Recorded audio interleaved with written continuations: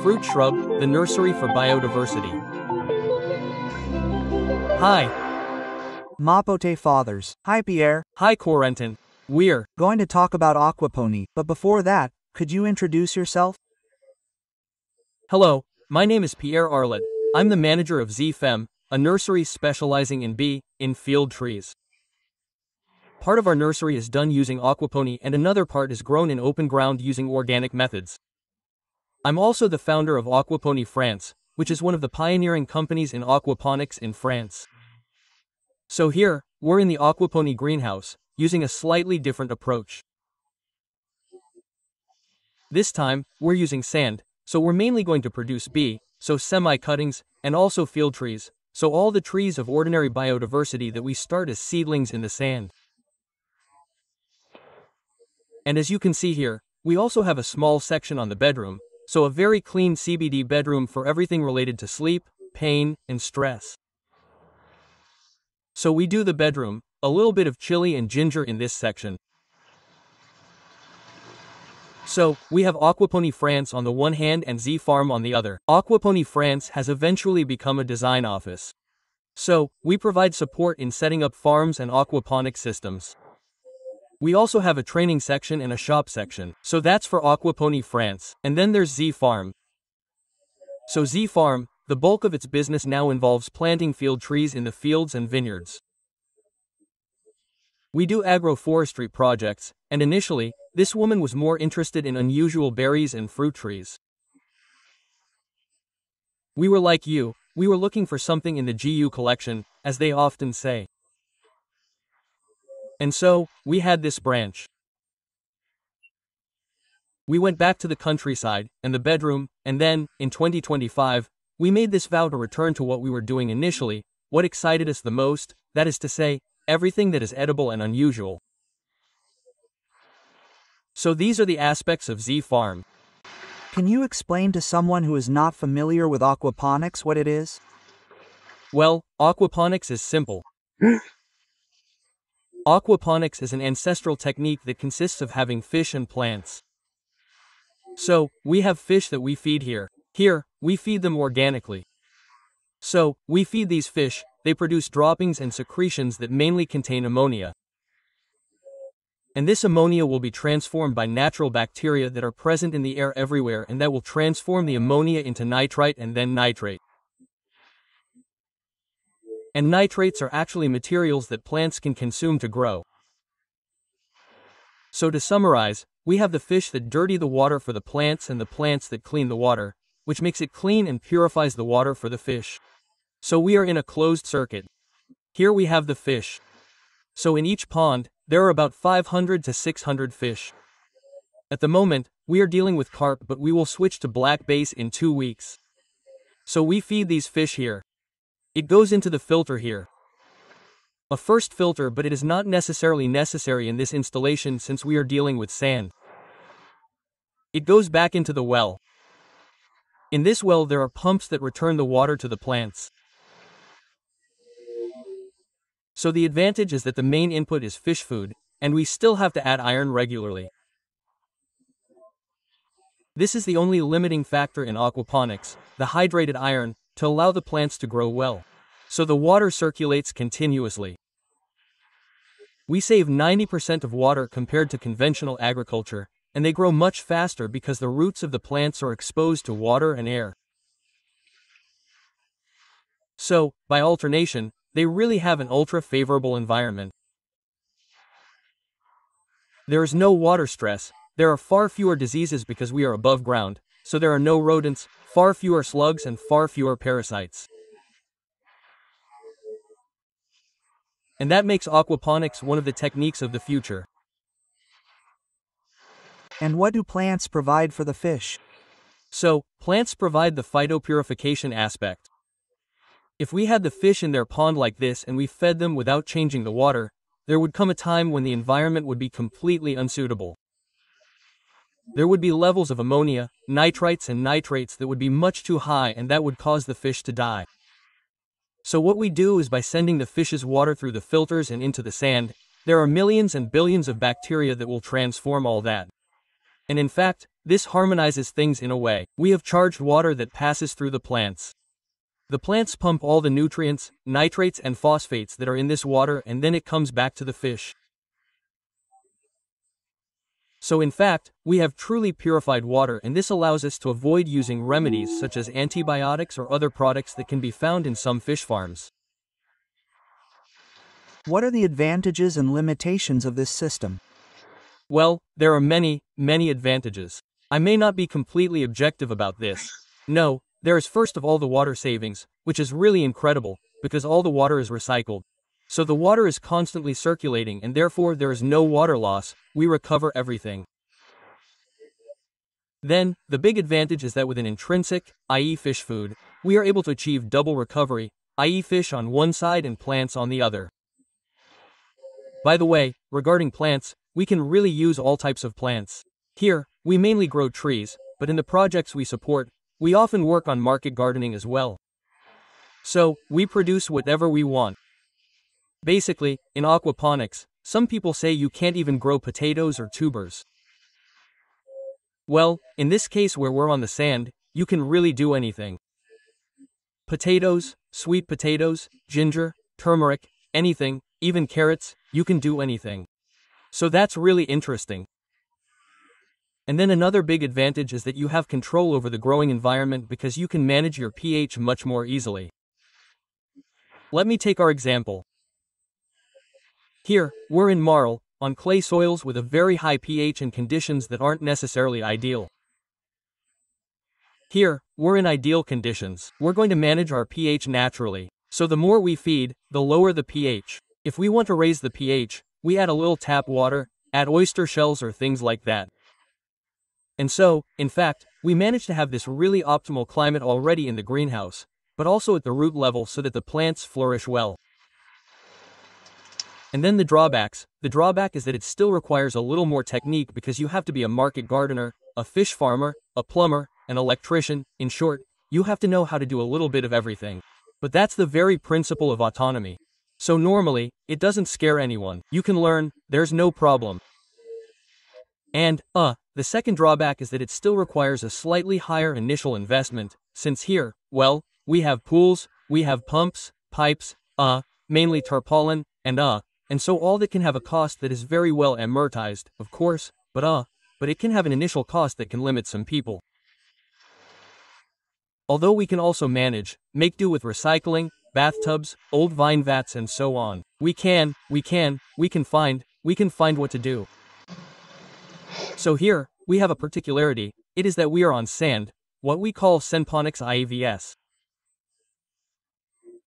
So this is a technique that was created before aquaponics, more than 30 years ago, and it is currently being revived because we are working hard to promote it because there are so many advantages to this technique. So here we have our substrate, which is sand. So, a fairly coarse sand, river sand, erosion sand, or mining sand, but also broken rock. The angles on the sand really need to be large. It needs to be angular sand, ideally siliceous and quartz. So, we send the water there into these grooves and the water will naturally percolate into the sand, which is one of the best natural filtration materials nowadays. And in fact, it then goes back here to the fish. So we really recover all the water. So the question we often ask ourselves is whether plants from aquaponics will be able to grow back into the soil.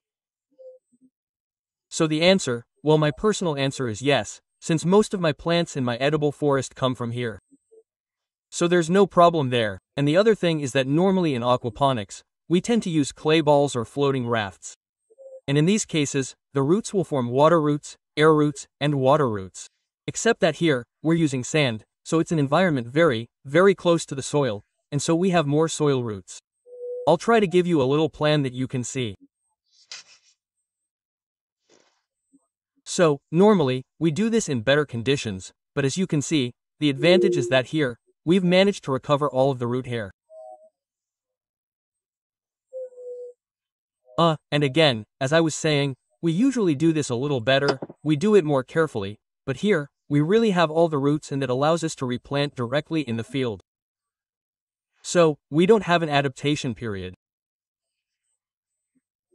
Whereas back then, when we were on clay balls, we would take the plants out of the clay balls, put them back in the coconut fiber in pots, let the plant root again, and then we had to take this pot and replant it, or rather, transplant it.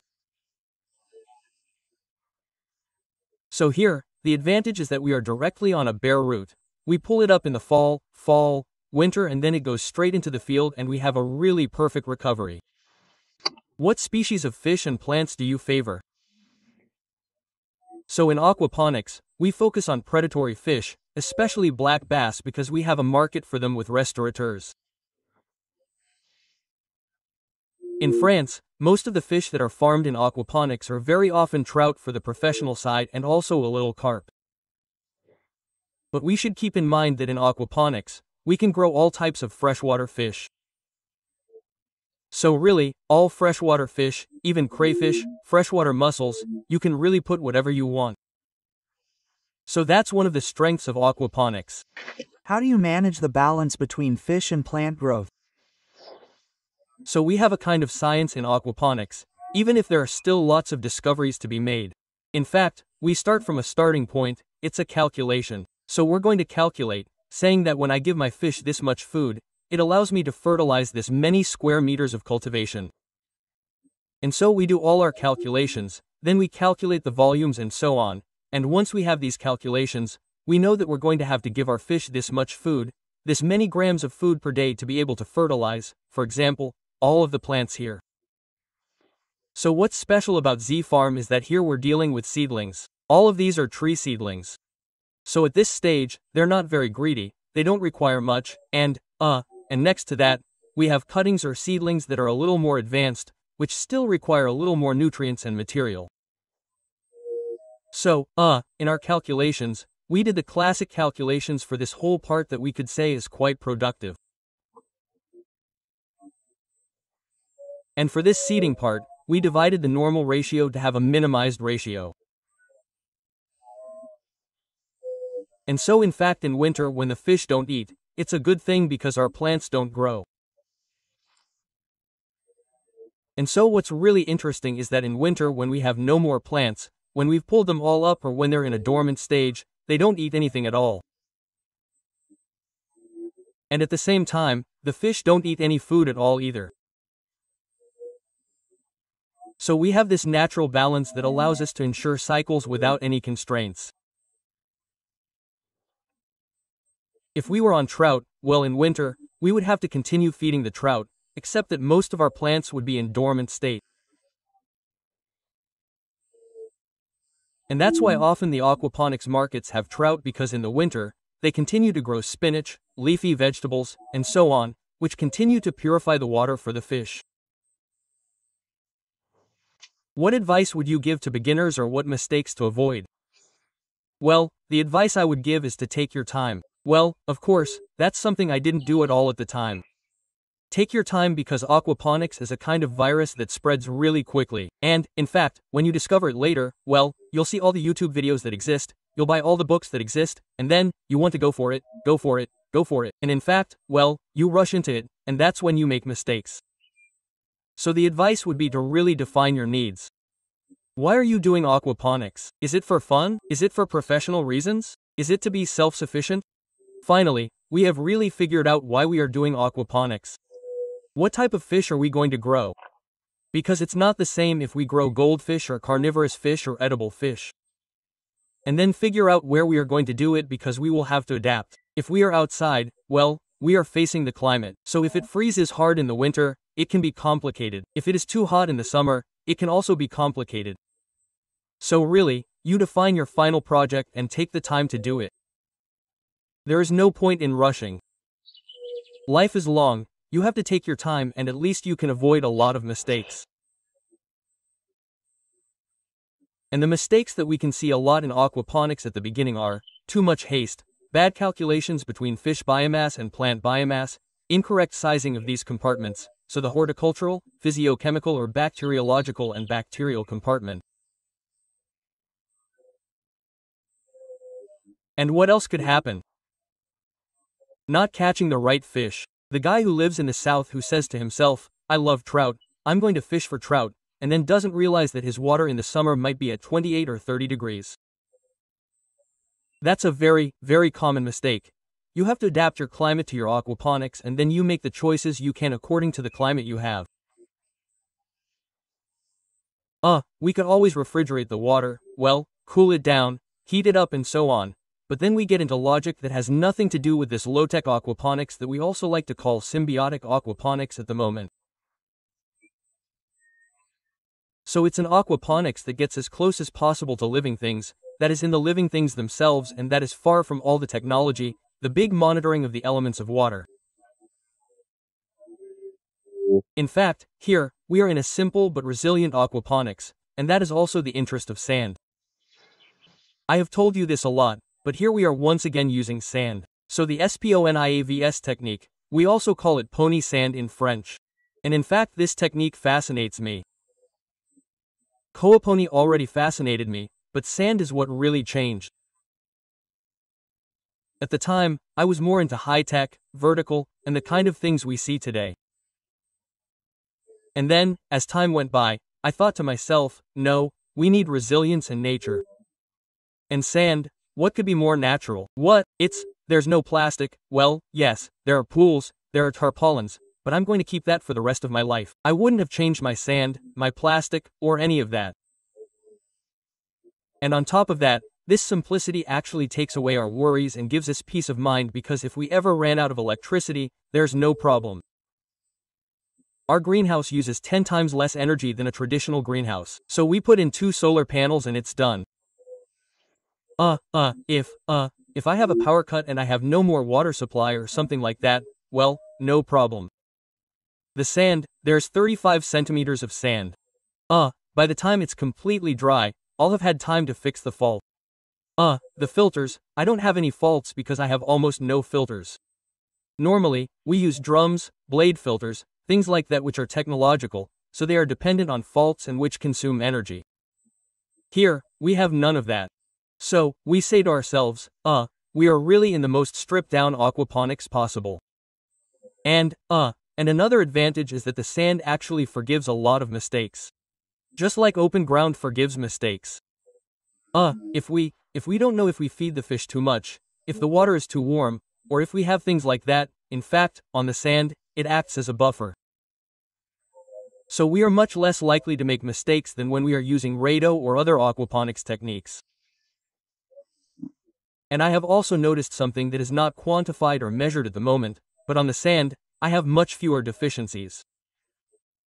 So, it probably comes from the micro-erosion of the sand, which brings back minerals that would mean that the plants have much fewer deficiencies and that they also grow much more slowly. So in my opinion, there is a future for aquaponics. At the time, we thought it was high-tech. Now, I personally think that we are really on the high-tech side. In any case, that's how I see it, and that's what I'm experiencing at the moment.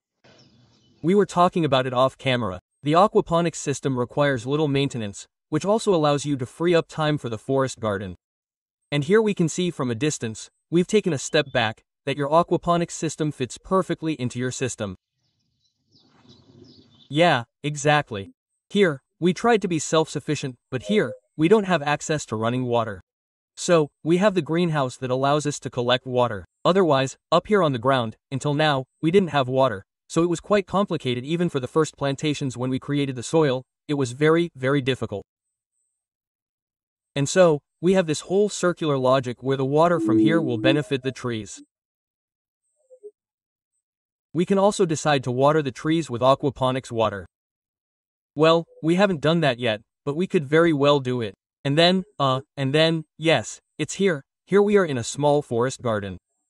At first, it was more experimental, it was personal. So, it's been here for 5 years and, over time, it's really the only place where we could create the core of the nursery since we're on 6,500 square meters. Next door, we have 12 hectares, but they're really enclosed in the forest, not very accessible, and we couldn't build our buildings up there. And, so there you have it. So, in fact, it's ultimately gone from bad to good. This piece of land has become our little place of peace and also our collection point for different varieties, different species for cuttings, for grafting, and also for reproduction from seeds. You also have a pretty impressive collection of sea buckthorn. Where does this passion come from? Well, sea buckthorn is a tree that really fascinated me. I bought it when I wasn't a nurseryman yet.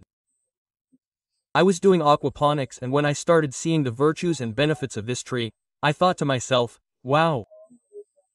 But in fact, we want to save the world, so to speak, save the planet, and so on, but in fact this tree has the capacity to do it. As some say, it is the richest plant in the plant kingdom in terms of vitamins and compounds. And on top of that, it is a nitrogen fixer. So it will grow very, very quickly like a pioneer tree and feed us abundantly. So, at first, I was looking at the first varieties, which were the European varieties, Cora, Ergo, Orange Energy, and so on. And then quickly, I became passionate about the Russian varieties, Lethan, and all these varieties that have far fewer thorns and much sweeter fruits. So here, we have Botanica, Garden Gift, we really have quite a few varieties. In all, we have 29. So, there are some that are perfect on paper but that don't live up to their promises.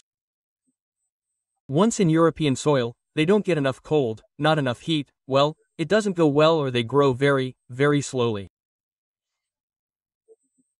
And so we've stopped there now on a few varieties that we really like, and that we harvest and that we'll soon transform.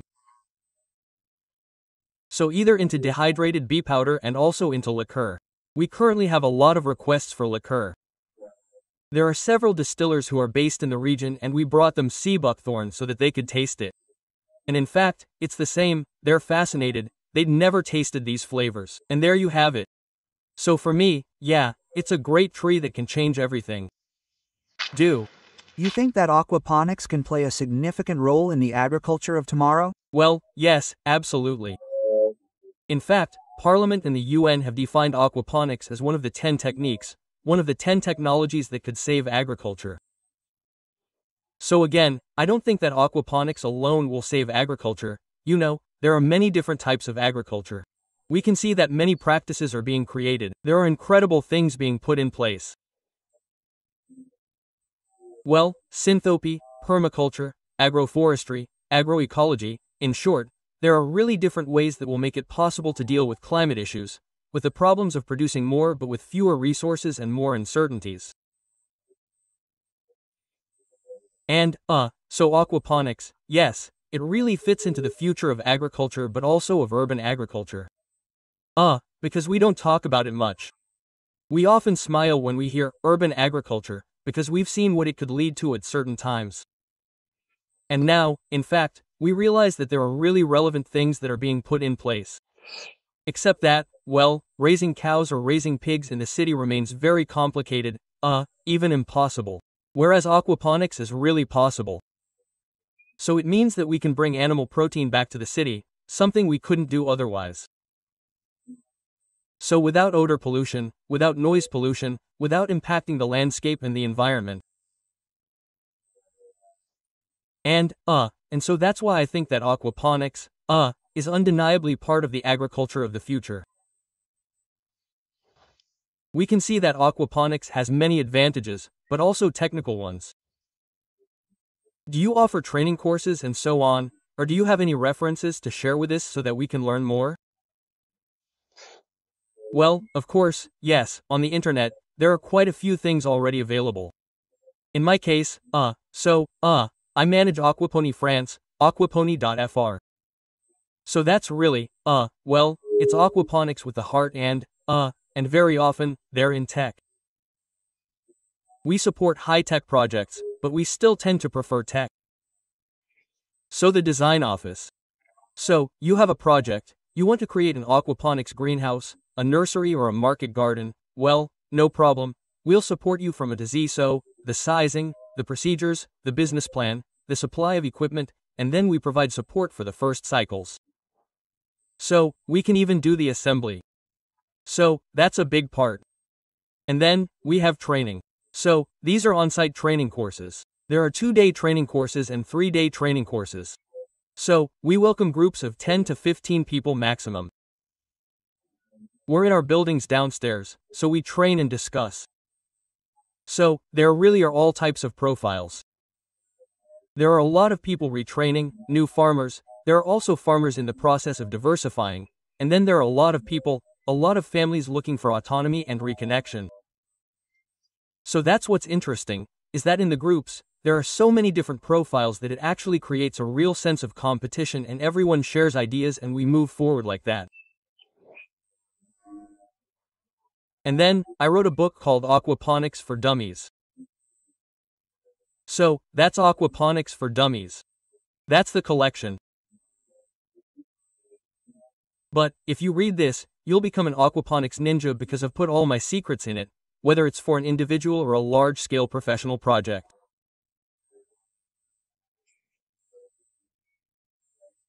So, don't hesitate to contact me or Corentin from my office so that he can talk to me about it and you'll be welcome. It would be a real pleasure. And then for the farm, the nursery, so it's zfarm.fr zafarm.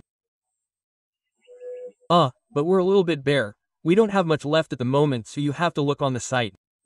There are a lot of things out of stock, but it's not really the period anymore, but except for the leather stuff, but you'll see, there are a lot of things out of stock. So don't hesitate to write to us, we'll get back to you. And then in any case, thank you for watching this video and then see you next time. Thank you very much for all the information. We'll put the links at the bottom of the video. I hope you enjoyed it. Bye Pierre and see you soon dads my friend. See you soon. Thank you.